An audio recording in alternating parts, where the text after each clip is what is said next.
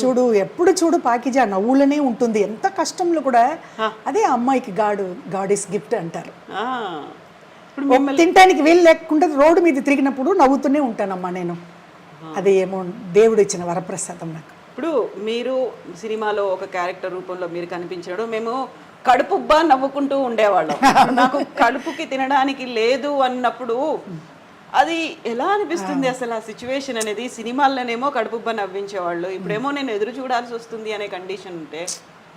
అదే ఆల్రెడీ మీరంతా చూసి ఉంటారు, వేరే వేరే ఛానల్కి ఇంటర్వ్యూ ఇచ్చాను కదా హైదరాబాద్ వచ్చినప్పుడు.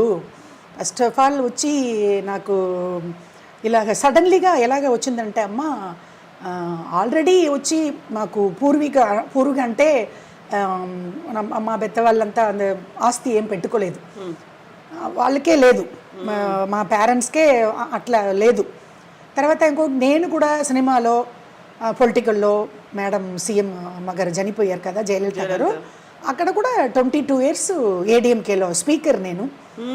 ఎంజీఆర్ గారు నాకు పేరు పెట్టారు వాసుకి అని, కానీ మన ఏపీ తెలంగాణలో నాకు పాకిజా అంటారు అందరూ. పాకిజానే, ఎందుకంటే ఏపీ తెలంగాణలో నాకు ఎక్కువ ఫ్యాన్స్, అందరూ అమ్మ అమ్మ అంటారు. ఎందుకు చెప్తున్నానంటే సడన్లీగా మొత్తం డబ్బులు పోయిందంటే ఏదో ఒక విధంగా పోయింది. నేను కూడా ఇది పెట్టుకోలేదు, ఏజ్ అయిన తర్వాత మనకి ఏదన్నా బ్యాంక్లో ఏదో ఒకటి సేవింగ్లో పెట్టుకోవాలి, అది నేను ఇక్కడ పెట్టుకోవాలి. సడన్లీగా ఇలాగ కష్టం వచ్చేస్తుందో ఏమో, ఏదో ఎవరన్నా చూసుకుంటారు చుట్టాలు, వాళ్ళు ఏదైనా చూసుకుంటారని నేను ఇది ఆస్తి మీద ఆశపడలేదు. అయితే అమ్మ, ఇప్పుడు మీరు ఒక జయలలిత గారి గురించి చెప్పారు. జయలలిత గారు విపరీతమైనటువంటి ఆస్తులు కూడా పెట్టారు, ల్యాండ్స్ మీద కావచ్చు, లేకుంటే బంగారం మీద కావచ్చు, మిగతా అవన్నీ. అలా ఫిల్మ్ ఇండస్ట్రీలో ఎవరికైనా డబ్బులు వస్తున్నాయి, రెమ్యునరేషన్ వస్తుంది అనుకుంటే సేవింగ్స్, ఇన్వెస్ట్మెంట్స్ ఇవన్నీ అంతమందిని చూసిన తర్వాత మీరెందుకు అలా సేవ్ చేసుకోవాలి, ఫ్యూచర్కి పనికి వస్తుంది అనిపించలేదు మీకు? అదే కవిత, నేనేం చెప్తున్నానంటే ఇప్పుడు ఆల్రెడీ మీరు చాలా, నేను హైదరాబాద్లో వచ్చి 3 నెలలు అక్కడ ఉన్నాను. అప్పుడు కూడా చాలా యూట్యూబ్ ఛానల్కి అంతా ఇంటర్వ్యూ ఇచ్చాను. అప్పుడు కూడా వాళ్ళు కూడా అదే అడిగారు, మీరు కవిత ఎలాగ నువ్వు అడుగుతున్నావో తల్లి అలాగనే అందరూ అడిగారు. ఇప్పుడు సడన్లీగా వచ్చి ఏజ్ అయిన తర్వాత ఎవరు నేను చూసుకుంటేది నాకు వచ్చి ఆల్రెడీ నేను చెప్పేశాను, మొగుడు చనిపోయాడు, పెళ్ళి చేసుకున్నాను, ప్రేమించే పెళ్ళి చేసుకున్నాను. కాడు తాగేసి వాడు బాగా తిట్టడం కొట్టడం, ఇదిగమ్మ ఇక్కడంతా మార్కు, ఇదంతా వాడు తీసిన పని, ఇక్కడ ఉంది అదే ఇదంతా ఇది కొట్టడం, కడుపుతో ఉన్నప్పుడు కింద పడిపోయి నాకు అబార్షన్ కూడా అయిపోయింది. చాలా కష్టపడాను, పెళ్ళి చేసుకుని కూడా నేను సంతోషంగా ఉండలేదు, అది నాకు మొత్తం పోయింది. తర్వాత వాడు ఏదో ఎక్కువ అప్పులు, బిఈ సివిల్ ఇంజనీరు, వాడేదో అప్పులు చేసుకుని వాడు బ్రాందీలో విషం కలిపి తాగేసి వాడు ఉరి వేసుకుని వాడు చనిపోయాడు. అది కూడా లేదు.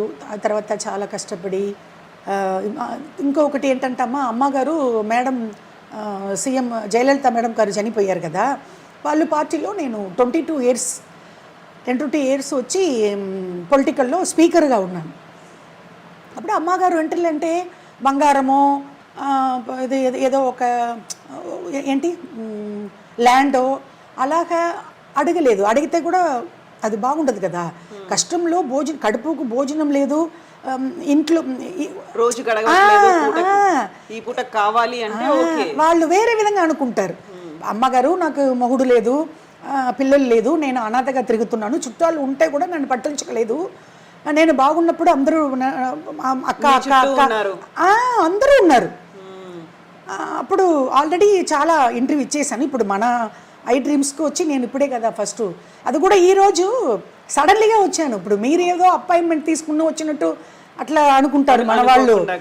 లేదు, సకీలా వచ్చి నాకు చిన్నప్పటి నుంచి, నేను అప్పుడు తమిళ్లో కౌంటమణి సెందులు అప్పుడు నేను యాక్ట్ చేసినప్పుడు సకీలా అప్పుడు వచ్చింది, ఫీల్డ్కి వచ్చింది.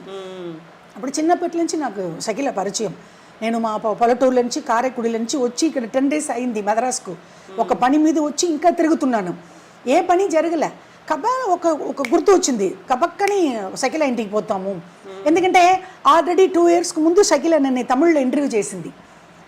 ఇక్కడ వచ్చి ఇలాగ అయిపోయిందమ్మా, ఇలాగ జరిగిపోయిందన్నప్పుడు అది వచ్చి ఆ మీడియా చాలా వచ్చి ఆ ఇంటర్వ్యూ చాలా తమిళనాడులో వైరల్ అయిపోయింది. అందరూ అడిగారు, షకీలా మేడంతో మీరు మాట్లాడారు, బాగా వచ్చింది, బాగా మాట్లాడారని.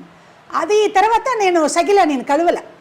ఈరోజు ఇంటికి వెళ్ళా మార్నింగ్, సడన్లీగా వెళ్ళాను. మద్రాసు వచ్చేసాము కారైకుడి నుంచి, మనం వచ్చి ఇన్ని రోజులు ఇక్కడ స్టే చేసి షకీలాని చూడలేకపోతే బాగుండదని సడన్లీగా వెళ్ళినప్పుడు అది మన ప్రోగ్రాంకు ఇక్కడ తయారవుతుంది. అవును, స్నానం చేసి బయలుదేరుతుంది. అక్క కూర్చోండి రండి, నన్ను చూసి చాలా సంతోషం. అక్క ఎలాగ వచ్చారు అక్క, ఏంటక్క ఎక్కడ పోయారు, ఏంటి కారైకుడికి పోతే ఏంటి, నాకు ఒక కాల్ చేయట్లేదని బాధపడింది నన్ను చూసి. కూర్చోబెట్టి కాఫీ అన్ని టిఫిన్లో పెట్టి తర్వాత ఇలాగ నేను పరిచయం అయిపోయిందమ్మా ఇలాగ అన్నప్పుడు గబగబని తీసుకుని వచ్చేసింది ఇక్కడ. ఇప్పుడు మీరు అనుకున్నారా నేను వస్తానని, మీకు తెలుసా? లేదు.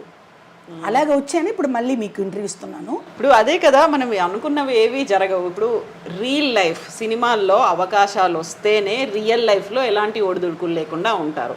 సినిమా నటులు అనేది అంతా మనం అనుకున్నట్టుగా జరగదు. ఎప్పుడు అవకాశాలు వస్తాయో, ఎప్పుడు ఎవరు డబ్బులు ఇస్తారో ఇవ్వరో అనేది ఉంటుంది. వీటన్నిటికీ నాకు వాసుకి గారు ఒక పర్ఫెక్ట్ ఎగ్జాంపుల్ లాగా కనిపిస్తారు.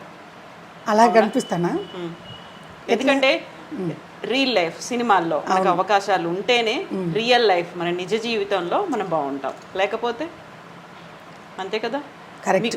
ప్రధాన కారణం ఏంటి? మీ కండిషన్లో ఇలా ఉండడానికి అవకాశాలు రాలేదనా, నమ్మిన వాళ్ళు మోసం చేశారన్నా, డబ్బులు పోగొట్టుకున్నారా? అవును, అలాగే జరిగింది. అదే అప్పట్లో నుంచే మా చిన్నప్పట్ల నుంచి ఇంతవరకు ఇక్కడ కూర్చున్న ఇంటర్వ్యూ ఇస్తున్నాను కదా, ఇప్పుడు వరకు డబ్బుల గురించి రేపు ఏం చేసేది, మన పరిచయ ఏజ్ అయిపోయింది, ఇలాగ అయిపోయింది, ఎవరు మనకు హెల్ప్ చేయట్లేదే, దాని గురించి ఆలోచించి ఇలాగ అయిపోయాను. ఇప్పుడు ఒక మీడియాలో కూడా అడిగారు, ఏంటి ఇలాగ అయిపోయారు పాకిజా గారు మీరు, అలాగ ఉన్నారనే 91 అసెంబ్లీ రౌడీ, 91లో ఉన్నలాగా ఇలాగ ఇప్పుడు ఉండొచ్చా? ఇప్పుడు నాకు ఏజ్ ఏంటి, అప్పుడు నాకు ఏజ్ ఏంటి?